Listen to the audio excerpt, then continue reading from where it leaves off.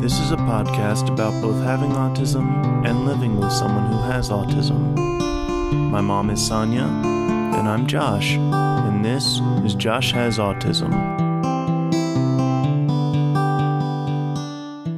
Hey everybody, welcome to Josh Has Autism. Hello.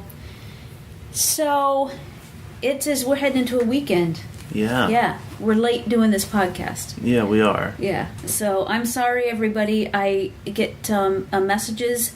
It's Thursday, where's the podcast? And I understand. This is a podcast about autism.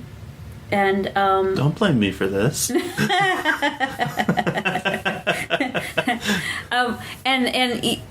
It needs to come out on Thursdays. We plan on putting it on Thursdays, and when it doesn't go out on Thursdays, people, it can be upsetting, and especially to folks on the spectrum that like things to be consistent and in a routine. So I do apologize for that, and I can tell you that from now on, the podcast will be out on Thursdays. Hopefully. Well, as you know, if you've been listening to this podcast, we're moving. Yes. And Josh's dad is already up in Virginia in a month and 5 weeks now. Oh, wow. Yeah, I know.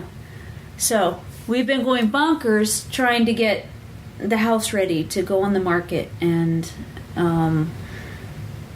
to see if that's really what was going to happen. Yeah, because of Dad's back. What was going to happen with that.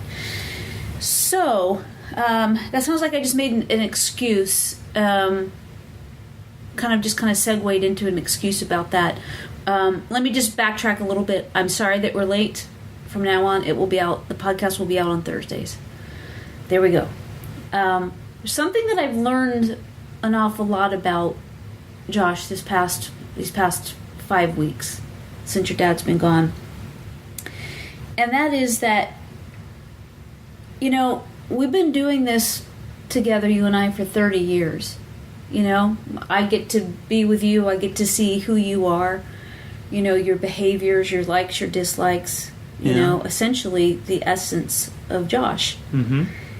And one thing that I realized that I've been doing is I haven't been on certain situations. I haven't been taking into account that you are on the autism spectrum. And I think what happens is I've heard before that autism has been described as invisible disability. And I think that's because you don't see it. You do. If you look... Well, I've had to tell people that I'm autistic before, and they're like, what, really? So I know what you mean. Yeah. All right, good. I'm glad that you know what I mean, because I even saying it out loud makes me kind of feel, I don't know if it's inadequate or, And how does this make you feel? No. he's grabbing his beard as he's telling me that. But it makes me think that, I've had 30 years to be with you. I know who you are. I know how you behave. I know what makes you happy and what struggles you have. And so when I find myself being frustrated by a situation, it comes down to me having expectations, and I think that's the key, is that they're my expectations. And I guess that I forget, I just forget that maybe this something is not gonna, okay, I'm gonna finish the sentence now. Okay, you and I will have a conversation. I will ask you to do something, and you agree to do it. And then it doesn't happen. And I get very frustrated by that. Because what I think on my side of it is that we've agreed to this. And so I can get frustrated and I can get angry even, but when I come back to you and talk about what happened, I can totally see why it didn't work. And what I often jump over, what I just skip, is that when you don't know how to do something, and when something feels overwhelming for you, you do nothing. And so I've been taking that at times as you being disrespectful, or you not being trustworthy, in that if I ask you to do something and you agree to do it and you don't do it, I can get offended by that and just be upset. Yeah. And I don't like it when you're angry. And what I think is that I'm not giving you a pass on this. I'm not saying that you're autistic, so you never have to do the things that you're asked to do. No. That's not what I'm saying. Yeah. What I'm saying is that these past 5 weeks since Dad's been gone have been extremely, extremely stressful. Because that back and forth, we're going to go or we're not going to go. Mm-hmm. Well, when it happened, when he got the job, that happened really quick. Like, they wanted him to be up there very soon. Yes. And so he didn't get to finish all the things around here that we had, have on a list to get done before we go. So ideas of whether we sell the house or we rent the house, either way, things need to get done. Right. And so it put me in a situation where I was stressed because are we going to go, is his back going to be able to handle this job or, handle this experience? So, right. It's, and again, anybody that's listened to the podcast knows that Dad has 9 bad discs in his back. Disintegrating discs, right? Yeah. Yeah.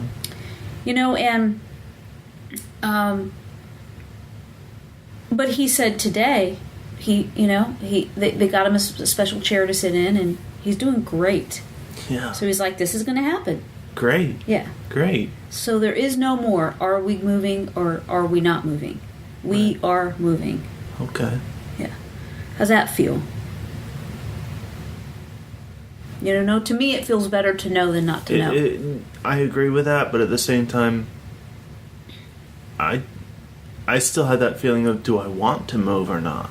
Yeah. You know what I mean? Because, I get the feeling that I should move, but I'm leaving so many things here that it's kind of like warring back and forth. Right.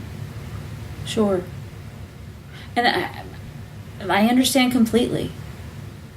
And I just am hopeful that when you move, you'll find, your people there. Yeah. And, make friendships and, I know it's a hard thing. Yeah. It's a hard thing. This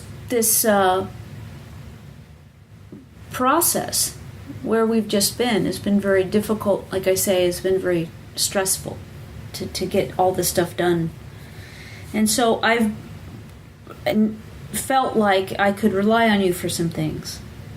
And the reason that we're talking about this on this podcast is because it's just kind of been very, very visible for me, live action here right in front of me, where I'm having some expectations of you.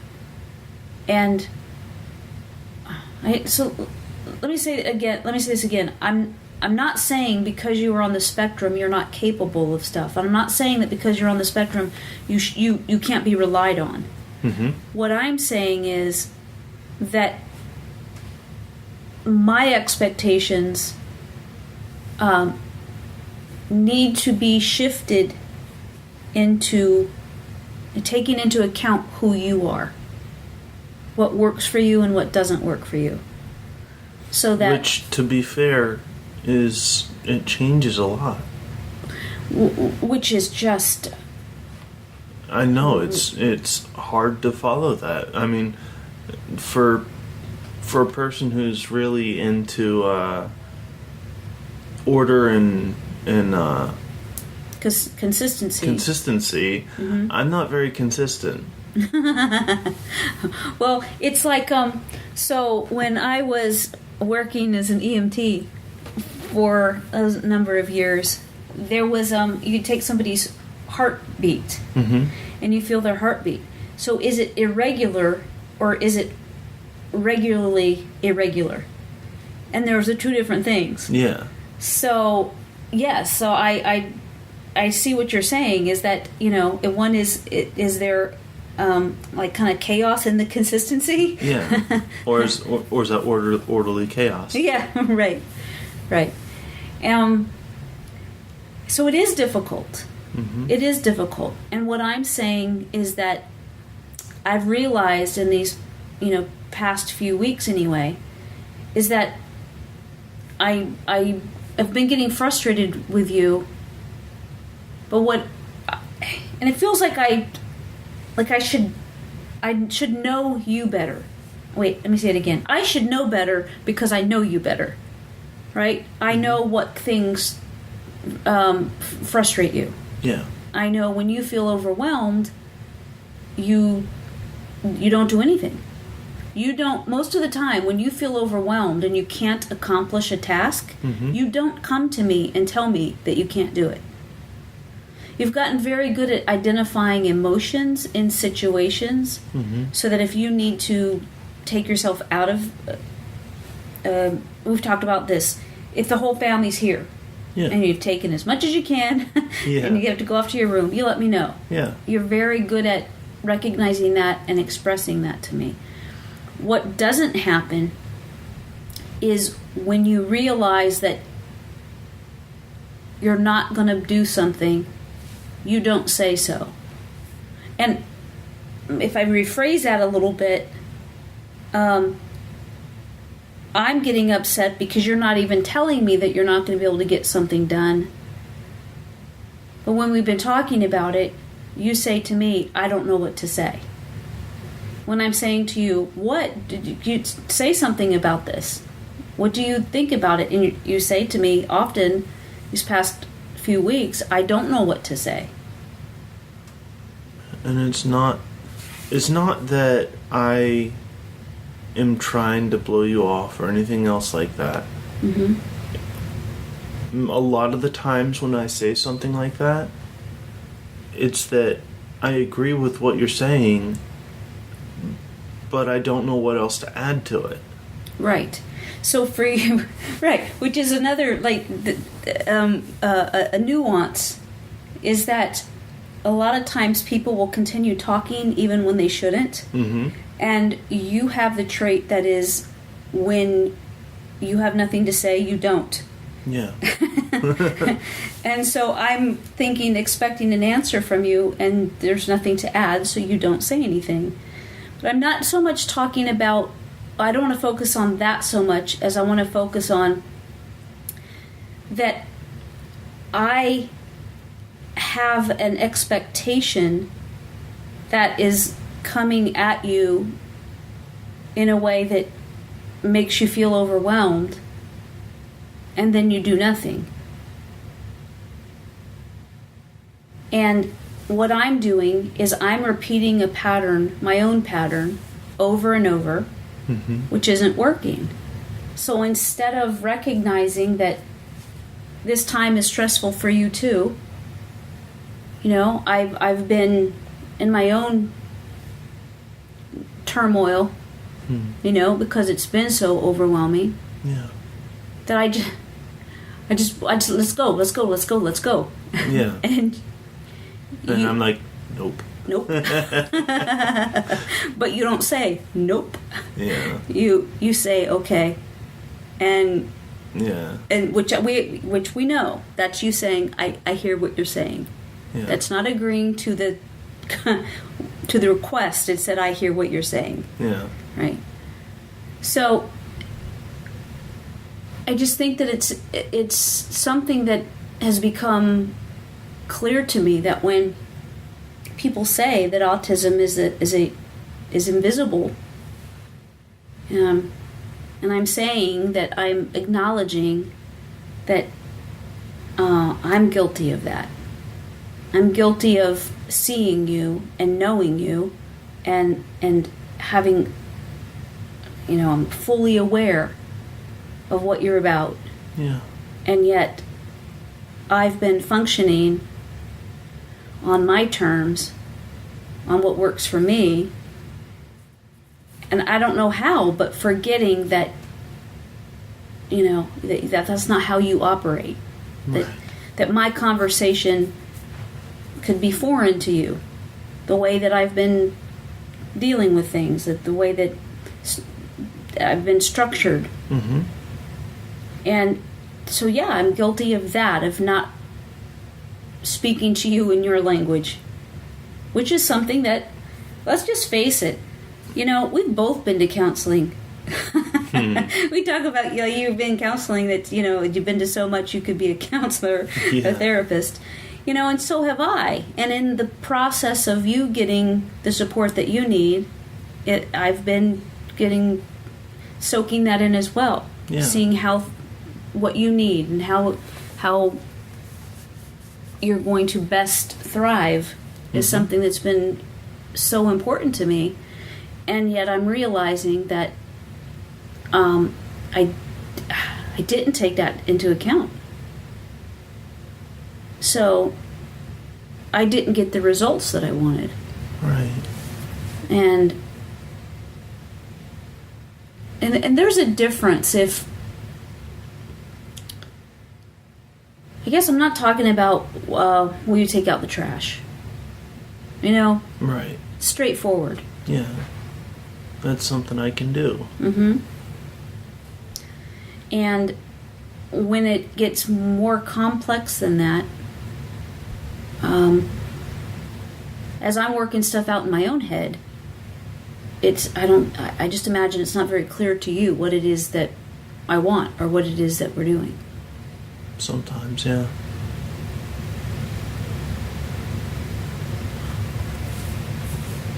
Oh, I thought you were going to say something. Oh, no, I'm just kind of out of it right now, actually. Okay. So I don't mean to be not talking as much. I'm just a little bit out of it. Okay.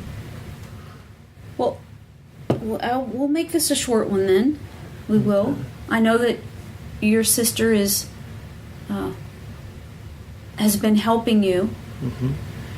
She's recognized how stressed I am. Yeah. And she has stepped up and is calling you every day, asking you what you've done. Yeah. And what you're planning on doing. Yeah.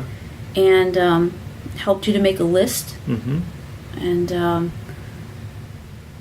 And we know what happens with lists. This one is not a list per se, though. What is it? It's things I need to do written into a calendar on my phone. And you just got a new phone. Yes. And it has a stylist. Yeah, it's not stylist. Stylus. Stylus. Not a T at the end. I mean, it doesn't do your hair? No, but you could probably hold a bun. Yeah, probably. So I just had that conversation with Pappy. I go, Pappy, is it a stylist? And he said, yes. I said, it's a stylist? Yes. So I'm like, No. I didn't think it was called that. No, it's not. No, okay. It's even spelled differently. I've never even seen it spelled. Stylus, like the thing for your smartphones or Yeah. tablets, whatever. Right. Stylus. Never seen it spelled out. But I've heard it, and I see that you have the new phone, and you have that, and I've heard it, and I'm like, that's what I said to Pappy. So I'm going to send Pappy for a hearing check. Because I don't know what you think I'm asking him. I don't know, unless he's been as confused as I am. But anyways, what happens is you seem to be, I don't know, sometimes it's hard to remember that you can have a difficult time following what's going on when things are so elevated and important and moving so quick. Yeah. And I just expect you to be right behind me, like, let's go and do this, and then you're not. Yeah. And I think that it's important to just be reminded that, people process in a different way. People have different needs. Yeah. You can look at two people and things might look the same, but they're individuals. Right. And how things are done, it's I just think it's a mistake to assume that other people are going to understand what you mean or going to be able to do what you request. I think that for me and you, it's I've always got to have in my mind that I need to slow down. And which is funny because you are so much smarter than me. It's like your brain's going so much faster than mine. But I have to slow down and make sure that what I'm asking is something you understand. Yeah. Not only that, is it something you're going to be able to do? Right. I just thought of a perfect example as to how my mind works compared to a normal person's mind. Oh, normal with quotations. With quotations, yes. And that is, it actually goes back to World War II tanks. So the Germans, a little bit of history lesson here, I guess. Mm-hmm. The Germans had very precisely tuned mechanics, right, in their gears and everything else like that, and they all fit perfectly. And if one little thing went off, the whole thing went off. Whereas the Americans were brute force, so everything just works. Yeah, and they weren't as precise so that they could just interchange parts easily. Mm-hmm. Whereas the Germans didn't do that. That's like how my mind works, is that I'm constantly thinking of different things, and if one little thing trips me up, it messes up the whole thing. Mm-hmm. Right. And the difficulty in that comes when I don't know that you've been tripped up. Right. So we have a conversation. I go my way thinking that you got it. Mm-hmm. If you get tripped up, I'm unaware.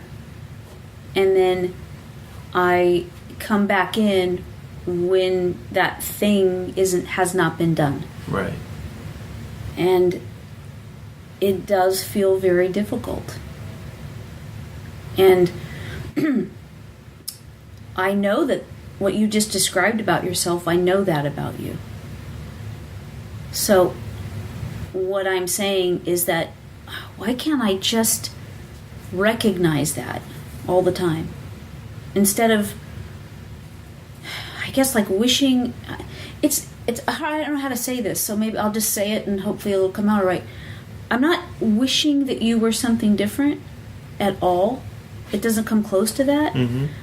But there are times that it's like I know you so well, yet I'm oblivious. And I just feel like what's the combination that works here? Am I ever going to find that combination? Am I ever going to like magic number is 42. So it's just been a very good reminder for me to stop and see you for who you are, because I don't want you to be different. I don't, but I find myself expecting different. Now, if I don't want you to be different than who you are, why do I keep expecting you to do different than you do? You know what I'm saying? This time when things are... Right. When time is short. Yeah. So I'm just realizing that, and I'm saying that I can see how people that don't get to interact with, I'm assuming this goes for a larger audience than just, me with you. Mm-hmm. I'm assuming that folks on the spectrum experience this, mm-hmm. and their loved ones, and their, extended family, teachers, what have you. Right. Peers. Yes. So it just really kind of hit me that 30 years into it, and I'm still learning major lessons. And it's not about you, it's about my behavior and my expectations this time.